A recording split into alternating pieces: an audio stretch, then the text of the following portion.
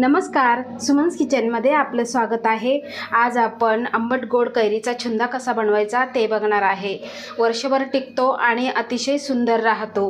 तर बघा, इथे राजापुरी कैरी घेतलेली आहे।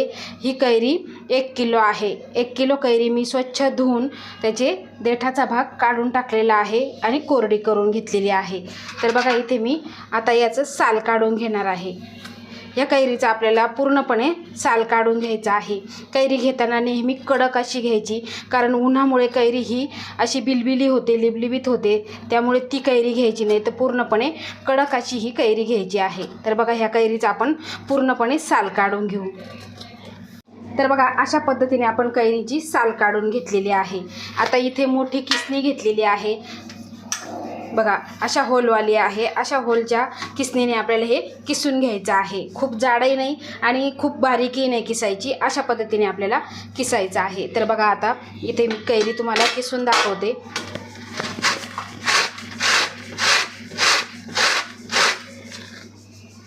तर बघा, अशा पद्धतीने आपली कैरी किसली गेली पाहिजे। तर आपण सर्व कैऱ्या अशाच किसून घेऊ। तर 1 किलो कैरी आपली इथे किसून झालेली आहे आणि वजन केलं तेही 800 ग्रॅम भरलेली आहे। तर इथे मी आता कढई घेतलेली आहे आणि त्या कढईमध्ये आपल्याला किसलेली कैरी घालून घ्यायची आहे। शक्यतो जाडबुडाची कढई घ्यायची, त्यामुळे आपला हा छुंदा आहे तो करपणार नाही। तर बघा, 800 ग्रॅम भरल्यानंतर यामध्ये आपल्याला 500 ग्रॅम इथे साखर घालायची आहे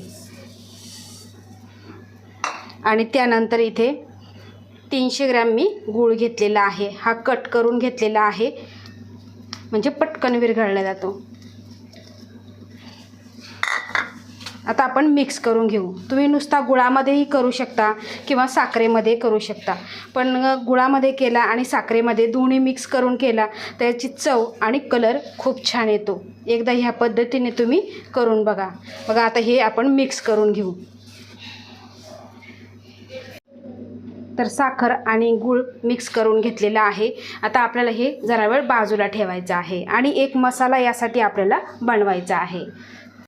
तर बघा, पॅन गरम करायला ठेवलेला आहे आणि त्यामध्ये घालायचा आहे आपल्याला 1 चमचा तीळ, 1 चमचा बडीशोप, 1 चमचा जिरं, अर्धा चमचा ओवा आणि पाव चमचा इथे मेथी। याला पंचफोरन असा मसाला बोललं जातं, कारण यामध्ये 5 साहित्य आहे। आता ह्यामुळे काय होतं की वर्षभर टिकायला मदत होतेच, पण आपल्याला पचायला सुद्धा हलकं फुलकं जातं। आता कैरी म्हटलं किंवा आंबा म्हटलं की फळांचा राजा मानला जातो आणि आयुर्वेदात सुद्धा मानला जातो। तर ह्या कैरीमुळे काय होतं, आपल्या डोळ्यांची जी जळजळ असते ती कमी होते, पोटाला सुद्धा आराम भेटतो, त्यामुळे खूप असा गुणकारी हा छुंदा आहे। तर ह्या पद्धतीचा छुंदा तुम्ही एकदा नक्की बनवून बघा। बघा, आपल्याला हे खरपूस असं भाजून घ्यायचं आहे आणि थंड करून आपल्याला जाडसर असं मिक्सरला फिरवून घ्यायचं आहे। तर बघा, छान असं खमंग भाजलेलं आहे आणि वाससुद्धा छान सुटलेला आहे। आता आपण हे थंड करून मिक्सरला अगदी थोडंसं जाडसर रवाळ असं हे वाटून घ्यायचं आहे। तर बघा, गॅसवर आता ही कढई ठेवलेली आहे आणि साखरेमुळे गुळामुळे खूप असं पाणी याला सुटणार आहे आणि हे पातळ होणार आहे। त्यामुळे काय होतं, ही आपली जी कैरी आपण किसलेली आहे ती छान अशी शिजल्या जाते। खूपही गॅस फुल करायचा नाही, गॅस आपल्याला मीडियम ठेवायचा आहे। गॅस फुल करून तुम्ही जर घाई केली तर हा छुंदा तुमचा व्यवस्थित होणार नाही आणि कैरीची जे किसलेलं आहे हे तुम्हाला असं वाताडल्यासारखं लागेल आणि जास्त दिवस हा छुंदा टिकणार नाही।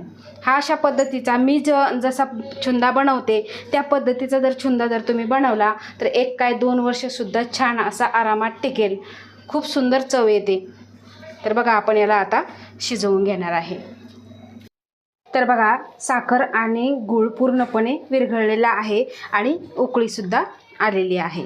आता यामध्ये आपल्याला घालायचं आहे कलरसाठी इथे 1 चमचा काश्मीरी लाल तिखट, पाव चमचा हळद, त्यामुळे सुंदर असा कलर येतो। तर बघा, काळं मीठसुद्धा अर्धा चमचा यात घातलेलं आहे आणि आपलं जे रोजच्या वापरातलं मीठ अर्धा चमचा। आता हे मिक्स करून घ्यायचं आहे आपल्याला। यामुळे काय होतं, कलर खूप छान येतो आणि चवही छान येते.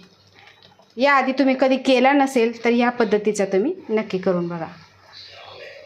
आता यामध्येच घालायचा आहे आपल्याला, इथे जो आपण मसाला तयार केला तो मसाला यामध्ये आपल्याला घालायचा आहे. खूप सुंदर असा वास येतोय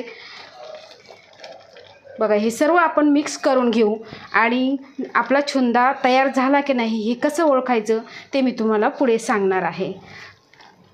आता आपल्याला मीडियम गॅसवरच हे पूर्णपणे आटवून घ्यायचं आहे. खूपही असं आटवायचं नाही की ज्यावेळेस बरणीत भरते वेळी नुसते आपले गोळे झाले असं व्हायला नको. तर तुम्हाला मी पुढे सांगणार आहे. खूप घाई करू नका आणि मीडियम गॅसवरच हे उकळत ठेवा. तर तुम्ही इथे बघू शकता. आता आपण कसा ओळखायचा हा छुंदा झालेला, तर इथे अगदी फुंकर मारायची आणि थोडंसं इथे मिश्रण घ्यायचं आहे. तर इथे तुम्ही बघू शकता, एक तार व्हायच्या आधी आपल्याला गॅस बंद करायचा आहे. पूर्ण एक तार होत नाही आहे, मध्येच तुटते. आता गॅस आपल्याला बंद करायचा आहे. आता तुम्ही इथे बघू शकता, खूप छान असं झालेलं आहे. आणि जसं जसं हे थंड होईल तसं तसं ते घट्ट होतं. खूपही घट्ट करून मग गॅस बंद करू नका, नाही तर त्याचे एकदम चिकट चिकट गोळे बनतील. आता हे पूर्णपणे आपण थंड करून घेऊ. तर तुम्ही इथे बघू शकता, छुंदा आपला पूर्णपणे थंड झालेला आहे. आणि तुम्हाला मी सांगितलेलं एक तार व्हायच्या आधीच गॅस बंद करायचा, म्हणजे असा सुंदर असा हा छुंदा तयार होतो. असा स्पॅच्युलामधून पडला पाहिजे. खूपच असा गठ्ठा नको आहे आपल्याला आणि वर्षभर छान असाच टिकतो.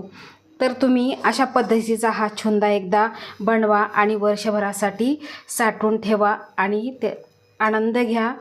तर हा छुंदा तुम्ही चपातीबरोबर, पुरीबरोबर असं तोंडी लावण्यासाठी सुद्धा तुम्ही खाऊ शकता.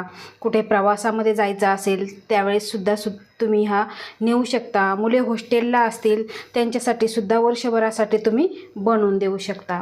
आता तुम्हाला माहितीच आहे, जे साठवणीचे पदार्थ आहे ते पदार्थ आपण कसे ठेवतो, कशी काळजी घ्यायची हे तर तुम्हाला माहिती आहे. त्या पद्धतीने तुम्ही काचेच्या बरणीमध्ये किंवा एखाद्या प्लॅस्टिकच्या बरणीमध्ये तुम्ही हे साठवून ठेवू शकता. अतिशय सुंदर असा हा छुंदा तयार झालेला आहे. तर तुम्ही ह्या उन्हाळ्यामध्ये हा छुंदा नक्की करून बघा. आवडल्यास लाईक करा, शेअर करा, सबस्क्राईब करा आणि बाजूचं बेल आयकॉन बटन प्रेस करा. धन्यवाद.